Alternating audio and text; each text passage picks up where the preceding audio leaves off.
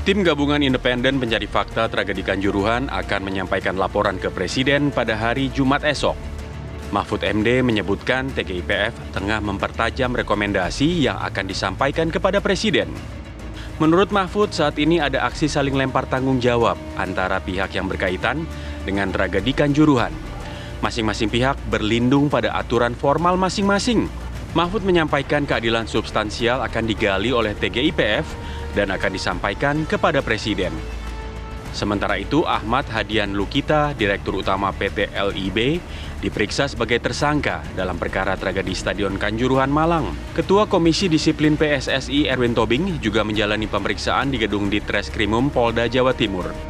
Ia menjalani pemeriksaan sebagai saksi terkait insiden yang terjadi di Stadion Kanjuruhan. Lantas, keputusan apakah yang akan diambil Presiden atas rekomendasi yang akan diberikan oleh TGIPF?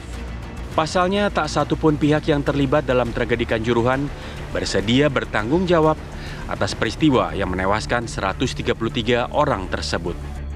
Tim TV One mengabarkan.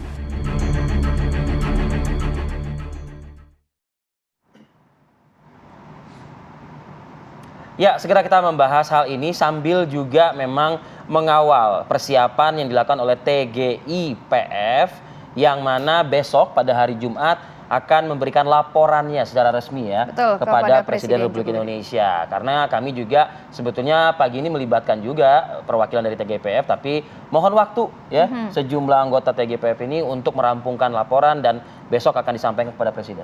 Oke, kita akan membahas dengan narasumber yang sudah hadir. Sudah ada Mas Heri Firmansyah, pakar hukum pidana. Selamat pagi, Mas. Selamat pagi, Assalamualaikum. Sehat ya, Mas? Sehat ya? Alhamdulillah. Alhamdulillah. Dan juga sudah ada Komjen Purnawirawan Susno Duaji, Kabaskrim Polri 2008 sampai dengan 2009 dan juga pernah ternyata menjabat sebagai Kapolres Malang ya. Jadi sudah mengetahui lokasi seperti apa. Selamat pagi, Pak Susno.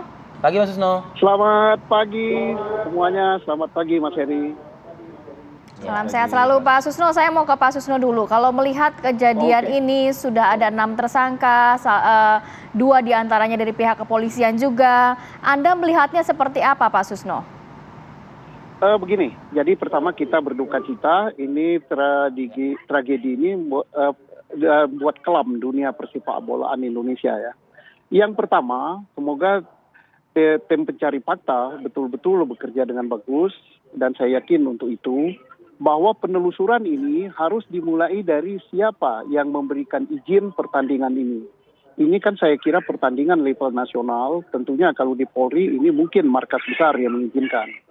Kemudian yang kedua, telusuri juga rencana pengamanan yang di dunia Polri itu dikenal dengan Renpam. Yang ketiga, telusuri juga kelayakan stadion itu. Yang keempat, panitia harus ditelusuri juga apakah lebih kapasitas apa tidak. Yang kelima, panitia dan PSSI harus ditelusuri juga apakah mereka sudah mengecek bahwa stadion itu layak untuk pertandingan dengan kapasitas 42.000 penonton, apalagi katanya penjualan tiket lebih. Yang diteliti apa? Pintu keluar. Kemudian sistem buka tutup pintu. Yang kelima, kepada aparat keamanan harus diteliti juga sesuai dengan rencana pengamanan siapa yang berwenang untuk memerintahkan penembakan gas air mata. Kemudian atas perintah siapa gas air mata itu diizinkan dibawa ke dalam stadion. Yang kelima, harus ditanya juga bagaimana perintah untuk menggunakan gas air mata itu, siapa yang memerintahkan. Dan berikutnya ditanya juga mengapa gas air mata itu ditembakkan ke tribun. Nah, satu yang sangat penting, karena ini arahnya kan akan kepada pidana karena lalainya menyebabkan kematian, menyebabkan orang lain luka berat, menyebabkan orang lain luka ringan. 359 dan 360 KUHP. Nah, harus dibuktikan karena mati. Apa betul mati itu karena gas air mata? Nah, cara pembuktiannya bagaimana? Scientific crime investigation harus dilakukan di sini. Dengan apa? Ya dengan otopsi untuk mengetahui penyebab kematian itu. Apa betul penyebab kematian itu karena gas air mata? apa betul penyebab kematian itu karena benda tumpul atau benda tajam atau terinjak dan lain-lainnya. Nah, kalau itu misalnya penyebab kematiannya bukan karena gas air mata dan sebagainya, itu akan lemah tuntutannya nanti. Nah, juga satu lagi saya menghimbau kepada pihak Polri. Nah, pihak Polri sudah mencopot Kapolres, sudah mencopot Kapolda, dan sudah mencopot Komandan Brimob Lapangan yang notabene perwira-perwira muda. Nah, apakah pencopotan ini mutasi biasa atau itu merupakan hukuman? Kalau merupakan hukuman atas peristiwa Stadion Kanjuruhan ini, maka harus melalui tentunya pemeriksaan kode etik dulu. Provisi sidang ke provisi kode etik, apakah betul mereka bersalah, apakah mereka tidak bersalah, apakah atasannya yang bersalah, apakah yang membuat rencana pengamanan yang bersalah. Nah, itu harus dititi, kasihan mereka. Kalau sudah dikenakan begini, karir mereka itu kasihan gitu ya. Baik. Oke, Pak Susno, saya bergeser dulu ya ke Mas Heri Firmansyah ini. Berangkat dari yang disampaikan, paparan dari Pak Susno Duaji cukup runut poin-poin tersebut. Beliau ini juga cukup mengenal fisik dari stadion, ya kan. Lalu juga siapa-siapa yang harus bertanggung jawabnya juga sudah di poin-poin ini tadi sudah disebutkan. Tapi saya ingin mengaitkan dengan viralnya ya pemberitaan berdasarkan statement dari beberapa pihak yang menjalani pemeriksaan. Pertama, lembaga penyiaran soal jadwal tayang Liga 1 Arema versus Persebaya. Titik 2, kami ikuti PT LIB. PT LIB ngaku pertandingan Arema versus Persebaya malam hari permintaan lembaga penyiaran, ya. Lalu PSSI klaim Arema versus Persebaya digelar malam karena ada rekomendasi polisi yang berusaha untuk menghindari tanggung jawab. Kah pernyataan-pernyataan ini atau memang apa ini, Mas Heri? Oke. Sebenarnya tadi udah sangat jelas ya dari Pak Susno ya. Mungkin kalau bagian ini saya penutup, saya ngaminin aja lah. Doa aja saya sebenarnya mungkin. Cuman dalam konteks ini sebelumnya izinkan saya pribadi mengucapkan rasa belasungkawa yang begitu mendalam. Karena ini bertambah korban betul. meninggal. Ini bukan hanya tragedi bagi sepak bola Indonesia, tapi juga tragedi kemanusiaan. Nah, dalam konteks tadi pertanyaannya adalah siapa yang paling bertanggung jawab. Tentunya kita kan melalui proses dulu ya. Ada proses penyelidikan, ada penyidikan. Tapi Polri sudah menetapkan tersangka. Ada konteksnya panitia di situ, ada kemudian juga pengamanan di situ.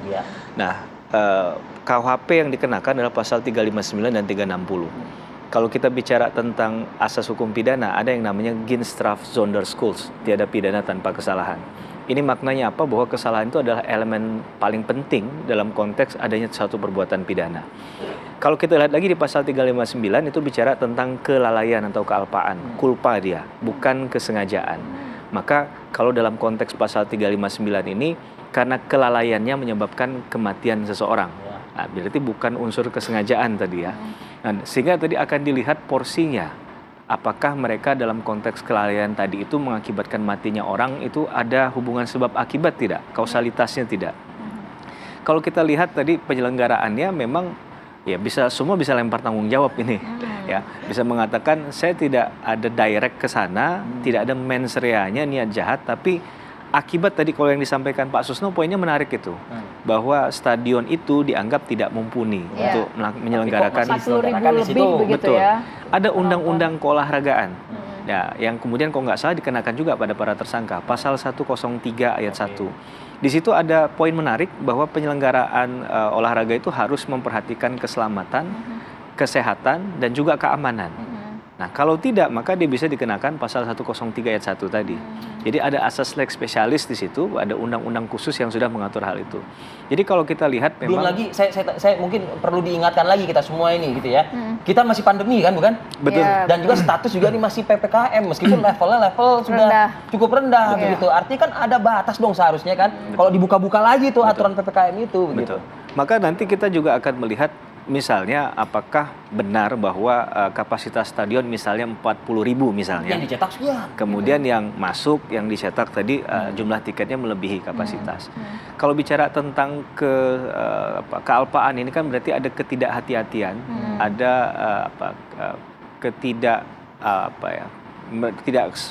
pemikiran yang tidak sempurna di situ. Jadi dia tidak patut menduga-duga. Jadi dia menduga bahwa peristiwa ini akan terjadi. Memang dalam kondisi yang normal nggak ada yang akan berpikir bahwa ini akan jadi tragedi kemanusiaan tadi kan. Orang mau nonton bola kan pasti inginnya senang gitu. Nah, apalagi klub tercinta kan. Betul. Cuman masalahnya kemudian versinya beda-beda nih. Nah, ada yang Mas mengatakan Heri, yang bikin saya penasaran sebenarnya, nanti mungkin boleh dijawab usai jeda berikut ya. Kan baru ada 6 tersangka begitu kan. Melihat korban jiwanya sampai dengan 133. Di situ banyak sekali dapat dikatakan dosa bersama begitu ya. Apakah pihak-pihak ini hanya cukup atau memang menurut Mas Heri dari sisi hukum sebenarnya bisa lebih banyak lagi nih melihat banyak tangan yang juga turut andil gitu, atau pasalnya begitu. Lagi begitu ya. Tapi kita tahan dulu ya, kita harus jeda dulu sini ya. Nanti Pak Susno juga kita akan kembali ke Anda sesaat lagi, tetap bersama kami di Apa Kabar Indonesia Pagi.